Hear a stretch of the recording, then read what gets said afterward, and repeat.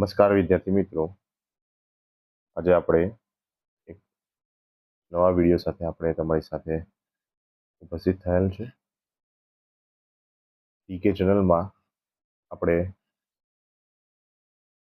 ગણિત વિષય વિશે અહીં માહિતી મેળવીશું. હવે આપણે સંખ્યા વિશે અહીંયા આગળ પરિચય મેળવીશું.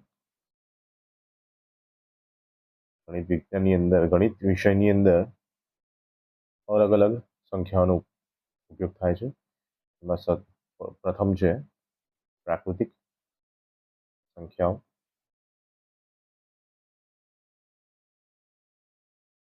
બીજામાં છે પૂર્ણ સંખ્યાઓ,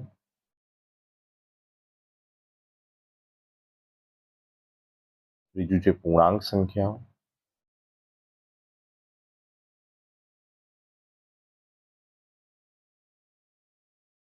ત્યારબાદ સમમેય સંખ્યાઓ,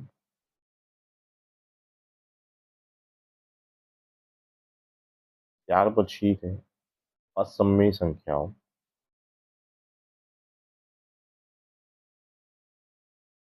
અને અંતે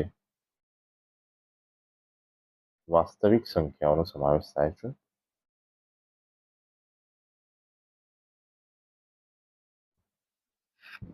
અહીં પ્રાકૃતિક સંખ્યાઓ છે નેચરલ નંબર, જેને n નંબર n વડે ત્યાં આગળ દર્શાવવામાં આવે છે. પ્રાકૃતિક સંખ્યામાં 1, 2, 3, 4 એવી ધન પૂર્ણાંક સંખ્યાઓ અહીંયા આગળ શું છે, ધન સંખ્યાઓનો અહીંયા આગળ ત્યાં સમાવેશ થશે. અહીં એક જે છે એ સૌથી નાની પ્રાકૃતિક સંખ્યા છે. એક સૌથી નાની પ્રાકૃતિક સંખ્યા છે.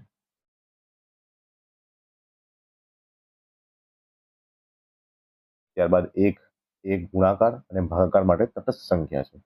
એક જે છે એ ગુણાકાર અને ભાગાકાર માટે તટસ્થ સંખ્યા છે. હવે આપણે જોઈશું પૂર્ણ સંખ્યાઓ. પૂર્ણ સંખ્યાઓને હોલ નંબર ડબલ્યુ સંજ્ઞા વડે ત્યાં દર્શાવીએ છીએ. ડબલ્યુ ની અંદર 0, 1, 2, 3, 4 આ જે સંખ્યાઓ જે થઈ એ પૂર્ણ સંખ્યાઓ કહેવામાં આવે છે. અહીંયા 0 જે છે એ સૌથી નાની પૂર્ણ સંખ્યા કહેવામાં આવે છે. અહીંયા પૂર્ણ સંખ્યામાં 0 પ્લસ પ્રાકૃતિક સંખ્યા આવે. ઓકે, 0 એ સૌથી નાની પૂર્ણ સંખ્યા. 0 એ સરવાળા અને બાદબાકી માટે તટસ્થ સંખ્યા છે. 0 જે છે એ સરવાળા અને બાદબાકી એ બંને માટે તટસ્થ સંખ્યા. 0 માં કંઈક વસ્તુ ઉમેરીએ તો જવાબ શું આવે? 0 આવે. એ પ્રકારે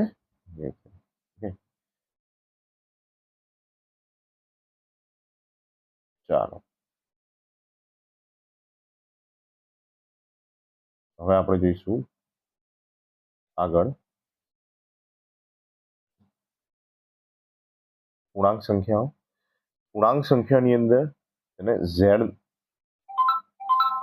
વડે આપણે અહીંયા આગળ દર્શાવીશું. પૂર્ણાંક સંખ્યાની અંદર ઋણ સંખ્યા, શૂન્ય અને ધન સંખ્યા. શૂન્ય લઈશું કે 1, 2, 3 એક બાજુ, -1, -2, -3 દરેક સંખ્યાનો સમાય છે અહીંયા આગળ પૂર્ણાંક સંખ્યાની અંદર આવશે. તેને ઝેડ નંબર વડે આપણે દર્શાવીશું. કયા નંબર વડે? ઝેડ. ચલો તેના આફ્ટર આપણે જોઈશું સમમેય સંખ્યાઓ, જેને ક્યુ વડે દર્શાવવામાં આવે છે. સમમેય સંખ્યાઓ બરાબર છે. અહીં સમમેય સંખ્યામાં શું હોય કે તે a અપન b ના સ્વરૂપમાં હોય. a જેમ b ના સ્વરૂપમાં હોય. અહીંયા આગળ b is equal to not a, તેમજ b is equal to not 0. આ બંને કન્ડિશન આગળ જોઈએ. એ સંખ્યા કઈ કહેવાય? સમમેય સંખ્યા કહેવાય. કઈ સંખ્યા કહેવાય? સમમેય સંખ્યા. કઈ સંખ્યાઓની અંદર તેનો સમાવેશ થશે? 2/3, 2/5, 2/9 બરાબર, તેમજ 0.4, 0.10 આ બધી સંખ્યાઓ જે છે એ સમમેય સંખ્યા કહેવાશે. કઈ સંખ્યા કહેવાશે? સમમેય સંખ્યા. જેની અંદર શું થાય? અપૂર્ણાંકના સ્વરૂપમાં હોય, કયા સ્વરૂપમાં હોય? અપૂર્ણાંકના સ્વરૂપમાં તે હોય. સમય સંખ્યાઓ કઈ છે? અપૂર્ણાંકના સ્વરૂપમાં ત્યાં આગળ જોવા મળે. ખ્યાલ આવે છે તમને વિદ્યાર્થી મિત્રો?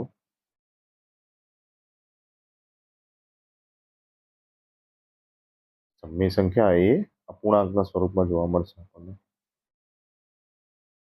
અને ક્યુ વડે સંજ્ઞા કઈ છે? સંજ્ઞા એની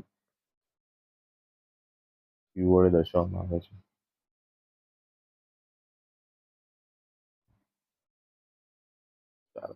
હવે આપણે જોઈશું અસમય સંખ્યા.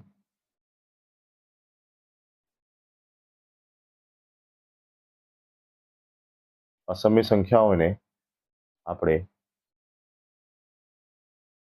જોઈએ તો જેની આગળ √3 જે છે, √2 જે છે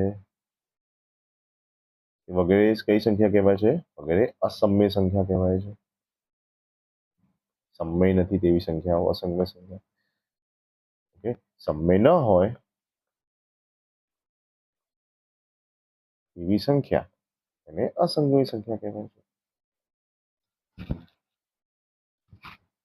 ગણિત વિષયનું આ બેઝિક જ્ઞાન તમને કહેવામાં આવશે અહીંયા આગળ.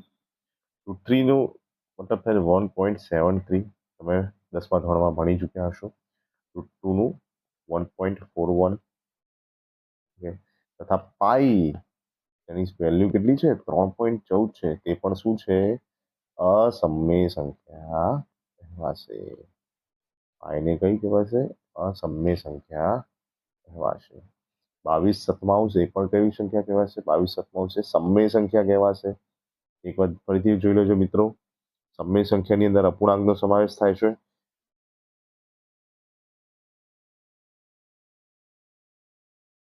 સમય સંખ્યા જે છે તેમાં અપૂર્ણાંકનો સમાવેશ થશે. 22 જે છે 22/7 એ કઈ સંખ્યા કહેવાય? સમય કે અસમય? એ કેવી સંખ્યા કહેવાય? સમય સંખ્યા કહેવાય. કેમ? અપૂર્ણાંક આપણે આગળ જોયું તેમ સમય સંખ્યાની અંદર શું હોય? એ જે અપૂર્ણાંકના સ્વરૂપના જે સંખ્યા હોય એને કહેવાય સમય સંખ્યા. હા, 22/7 ભલે પાઈને આપણે 22/7 કહેતા હોય પરંતુ એ અસમય સંખ્યા. પાઈ જે છે અસમય સંખ્યા છે. 22/7 જે છે સમય સંખ્યા. ધ્યાન રાખજો વિદ્યાર્થી મિત્રો. ચાલો હવે આપણે વાસ્તવિક સંખ્યા જે છે તેના વિશે માહિતી મેળવીએ. વાસ્તવિક સંખ્યા.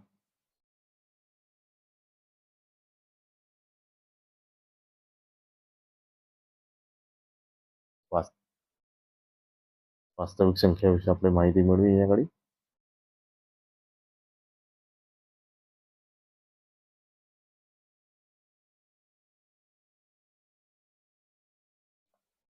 વાસ્તવિક સંખ્યાને r વડે દર્શાવવામાં આવે છે. તેમાં દરેક પ્રકારની સંખ્યાનો આગળ સમાવેશ થાય. એમાં કેવી છે? દરેક પ્રકારની સંખ્યાનો સમાવેશ થાય છે વાસ્તવિક સંખ્યાની અંદર. ત્યાં આગળ પ્રાકૃતિક સંખ્યાઓ,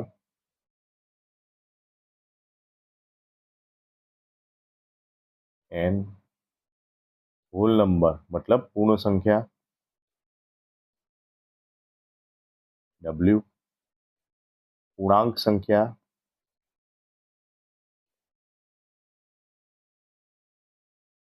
જેને આપણે z વડે દર્શાવીએ છીએ. પછી અસમય સંખ્યા,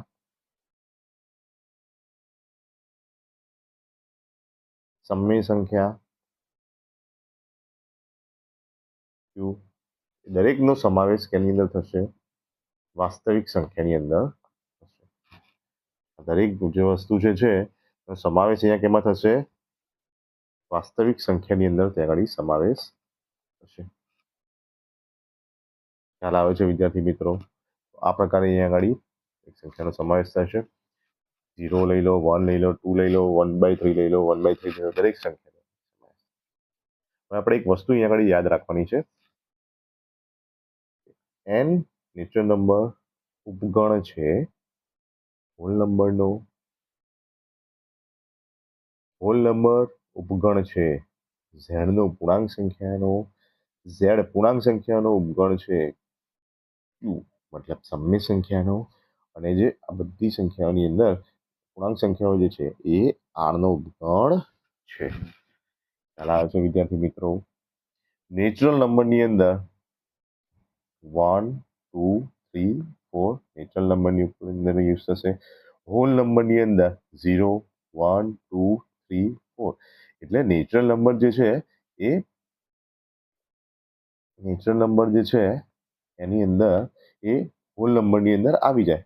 તેથી અહીં આપણે જે હોલ નંબર જે છે ઓકે નેચરલ નંબર જે છે એ હોલ નંબરનો ઉપગણ કહેવાશે. એ જ રીતે અહીં આપણે જોઈશું જે હોલ નંબર જે છે બરાબર છે હોલ નંબર જે છે તે ઝેડની અંદર મતલબ કે જે આપણું પૂર્ણાંક સંખ્યાઓ જે છે ઝેડ એટલે પૂર્ણાંક સંખ્યાઓ એમાં એનો સમાવેશ થશે 1 2 3 ઓકે. તેથી આપણે ઝેડને આપણે શું કહીશું ડબલ્યુને આપણે શું કહીશું હોલ નંબરનો સોરી જે પૂર્ણાંક સંખ્યા જો છે તેનો ઉપગણ છે. તે જ રીતે પૂર્ણાંક સંખ્યા એ સમય સંખ્યાનો ઉપગણ છે. જે સમય સંખ્યા એ રિયલ નંબરનો ઉપગણ છે. આ પ્રકારે આપણે આ વસ્તુ અહીંયા આગળ યાદ રાખવાની છે. યાદ રાખજો વિદ્યાર્થી મિત્રો, આ પ્રકારના અહીં આપણે નંબર આપ્યો હશે, સંખ્યા આપી હશે અને તેનો તે કઈ સંખ્યા છે તે ભૂતકાળની પરીક્ષામાં પૂછાઈ ચૂકેલ છે. બરાબર છે. તો આપણે અહીંયા યાદ રાખવાનું રહેશે. 2-3 ક્વેશ્ચન જોઈ લઈએ આપણે. 22/7 એ સમય છે કે અસમય? અસમય સંખ્યા. પછી પાઈ એ સમય કે અસમય?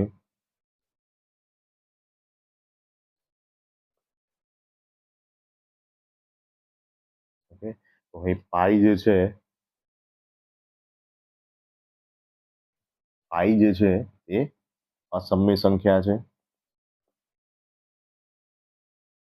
જ્યારે 22/7 જે છે એ સમય સંખ્યા છે. સમય સંખ્યાની ડેફિનેશનમાં શું આપણે શીખ્યા હતા?